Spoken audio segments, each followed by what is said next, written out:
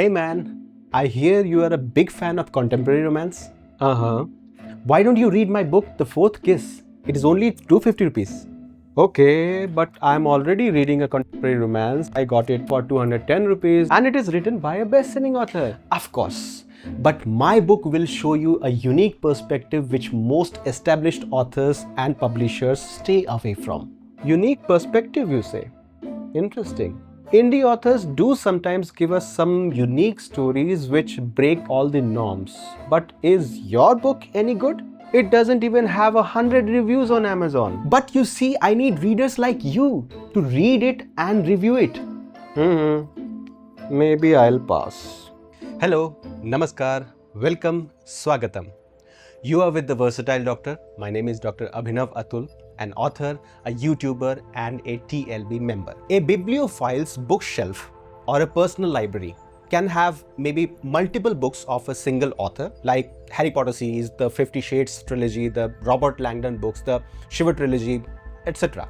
And maybe one of bestsellers by dozens of different authors. Few books they just picked up because of the hype but never read, and many that they bought because it got adapted into a Netflix series or a blockbuster movie, but absolutely zero books from you or from me or from a million other self-published indie authors like us. That is the cold reality. And the question is, what would it take for that reader to make space in their bookshelf for your book? It is not just about good writing. It is not just about cheap pricing or an awesome cover. It is about giving them something worth remembering, something that sticks, that makes them say, yeah, this deserves to be right next to one of my favorites. To answer that question, you have to stop thinking like a writer and start thinking like a reader. Readers don't care how long you took to write your book. They only care how fast they can fall in love with it. If this is your first time here, check out the previous episodes in this series. At TLB The Digital City, through this series, I am on a journey to take you one step closer to realizing your dream of becoming a self-published author. And today, what I want to focus on is derived from a very simple concept that I keep propagating to every novice writer and aspiring author that I have ever talked to. That you can't become a good writer unless you are an eager reader. What I mean is, speaking is very different than writing. You can be a master storyteller, weaving intricate narratives on the go and enticing people with your imagination and your words while speaking. But when it comes to writing, you see, your face is lost, your tone of voice is lost, your body language is lost, your accent is lost, your emotes, gestures, your energy are lost. And what the reader gets are just plain and simple words printed on a piece of paper. How to make those words create the same effect that your delivery of a story can have. And that is why written language must be different from spoken language. We use shorter sentences when we want something to hit hard. We create emotion and reflection with long sentences. We use italics, we use dashes, dots, apostrophes, and dozens of things which don't have a place in our speech but are invaluable while writing. And we use grammar. We use first person or third person points of view. We describe, we narrate, we question, we exclaim, we underline, we emphasize, we rhyme, we do a hell lot of things to make something jump out of the pages of a book to create the multidimensional experience in the mind of the reader. And that is when the duty of a writer towards their reader is fulfilled. Now think about it. How would you know the elaborate wordplay and the intangible storytelling that constitutes writing a book unless you have read such books? And not just one or two, maybe dozens. Think about it. Can a chef achieve greatness unless he has eaten varieties of cooking at his home and at 100 other restaurants? Or can a musician play a melody without listening to 1,000 songs created by others?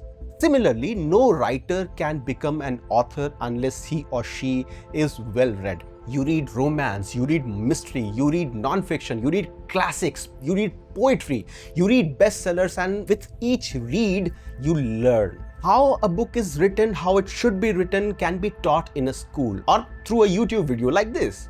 But to truly understand how writing works, you need to see it in action through books.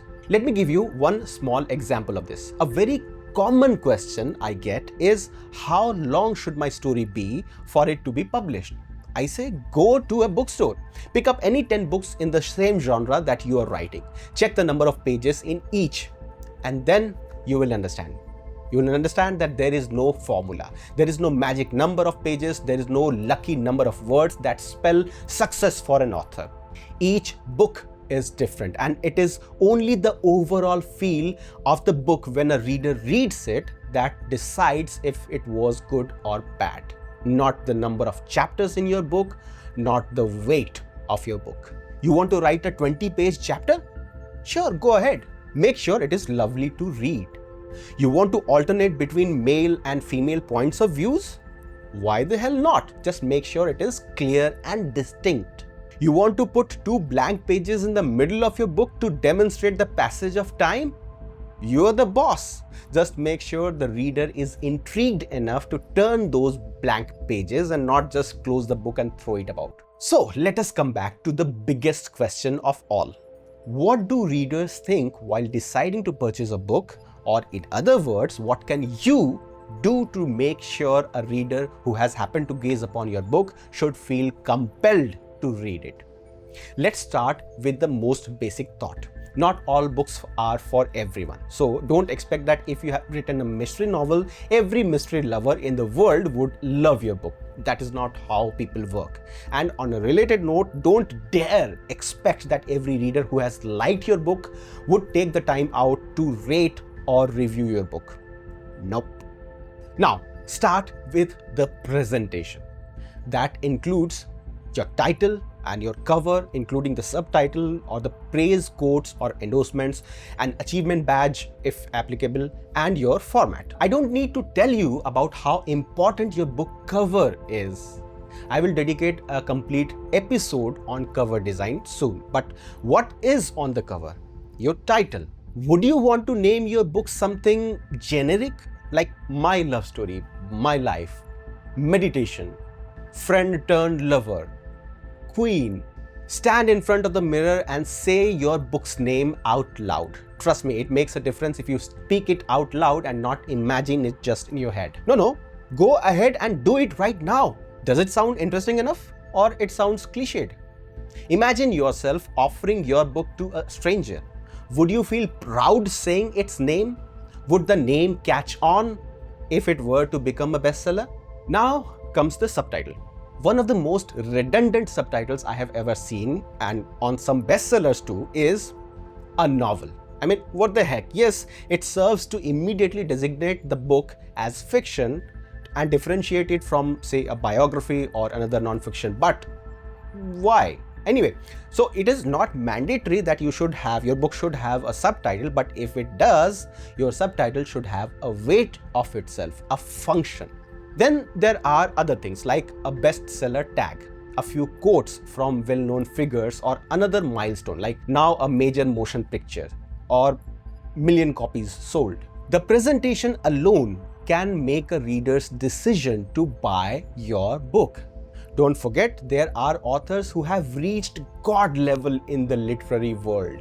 Their name on the cover of their books is more prominent than the name of the book, the title of the book itself. I mean, you see a book by Dan Brown, Ken Follett, Sidney Sheldon, Preeti Shenoy, Robin Sharma, and an author like that has no competition from self-published authors, right? But, well, then comes the blurb and the author bio. There is no worse sin in the literary world than having a beautifully written book's blurb be generic and uninteresting, or God forbid, too long and basically a summary of the plot. I'm not kidding, it is possible to find writing the blurb more daunting than writing the whole book was. You must take time in writing a blurb and make it captivating, giving only enough details to convey the tone and the context of the story, but make it intriguing enough so that the reader would want to buy it. Make your prospective reader curious, not confused. Last but not the least is your format. Is your book a paperback or hardbound, audiobook, ebook? And if it is ebook, is it just a glorified PDF, or does it have true Kindle formatting where we can zoom in, zoom out and change the font and everything? I have lost count of the books which I have sampled on Kindle and just left it unread because they have not enabled enhanced typesetting. But here, let me tell you, the presentation part isn't over with your book's appearance alone. Here comes the marketing and promotion part. Is your book featured on an ad? That increases the chance of it getting noticed and purchased. Is your book prominently displayed in the bookstore or book fair stall? I mean, how prominent? Just a shelf space? Or a complete corner highlighted with banners and posters? As an author, you would think that this is not a part of writing the book, right? But this is the part of selling your book. Without that, who is going to know about your book? And say you don't have an offline presence at all. How is your online presence? Are bookstagrammers talking about your books, making reels, spreading the hashtags by the hundreds? No?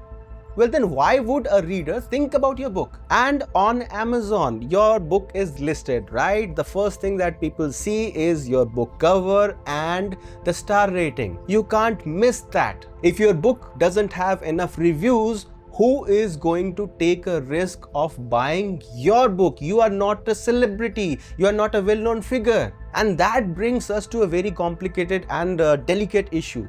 You need readers to get reviews, right? And you need reviews to make readers want to buy your book. How to get out of this conundrum? A few simple things must be done. One such thing is ARC readers, advanced reading copies given to reviewers for early reviews that we talked about in the previous episode. And also, you have your own circle of acquaintances, right? Your friends, your families. Give them your book. Have them read it and rate it on Amazon.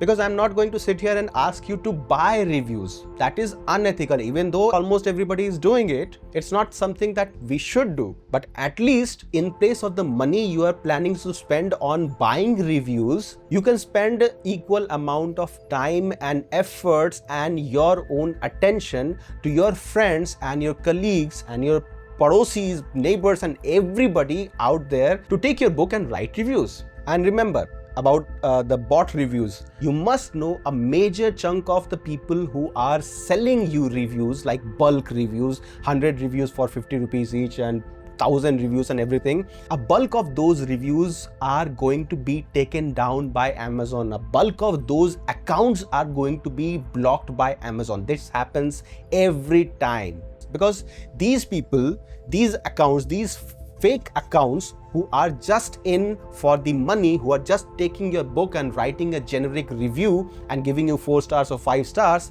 their accounts are going to be flagged by Amazon and ultimately deleted, and their reviews will be deleted. You will lose your money. So don't fall into the trap of getting paid reviews. Get your friends to read it and get your friends to review it. Get your beta readers to post a review after your book is published. And that's how you build up the base star rating of your book in the first few weeks of its release, right? Now, let us come to another common point that many authors feel. If you are an introvert, if you feel standing in front of a crowd or in front of a camera to talk about your book and make others feel as strongly about your book as you do is not something that you can do, well, then who will do it for you? Here we are talking about self-publishing, where you are on your own. But wait, even traditionally published authors do have to get out there and sell their own book. There's not a single author in this world who can claim a bestseller status while staying out of the spotlight, by staying in the closet, so to speak. It is surely worse for indie authors because the marketplace is filled with predators who would take your money claiming to make you a celebrity author and your book a sensation, but ultimately it doesn't happen like that. You, the author, are the only one that can drive your book's publicity. You can take help by professionals, PR specialists, advertisers, and whatnot, but you cannot take the backstage in your own show. You must put your shyness away and sell your book with the confidence of a salesman if you hope to make it big. Now I know at this place many authors will step up saying that they are getting good readership and book sales even without showing their face. Well, good for you. I hope you grow even more, but 9 times out of 10, a pitch with a face will leave a more lasting impression than one without. But let me be very clear, I am not even talking about showing your face here per se. Promoting your book may not entirely depend on your face, but your persona must come forward and make an impression on the casual reader's mind if they are to buy your book once and remember that they have read your work earlier when you come back with another book. You don't have to be a loud seller, but you have to show up. If you want to earn your place on a reader's bookshelf, you need more than just talent in writing. You need presence, you need personality, you need persistence. Unfortunately, this is not all there is to know to make sure your book finds readers, but this is all that we are going to talk about today. Of course, even after you have enticed a reader to buy your book, your work is not done. Only once your book passes the scrutiny on the presentation part does the actual content of the book come into play. The reader must like what they are reading and want to finish it, and ideally want to tell everybody in the world about this book. Again, we will talk about how to hook your reader from the first chapter in a different video. I hope this video has given you new perspective to make your book ready for readers. And if you felt this video raised multiple new questions instead of answering all your older queries, feel free to ask whatever it is you would like to know in the comments. More episodes are coming soon where I will cover more nuances of self-publishing and making a mark for yourself. So stay tuned. Do subscribe to TLB The Digital City YouTube channel to enjoy more insightful, informative and entertaining videos like this. Don't forget to share this video with your friends and also comment your feedback about this video. Till the next video, this is Dr. Abhinav Atul signing off from TLB The Digital City. Namaskar.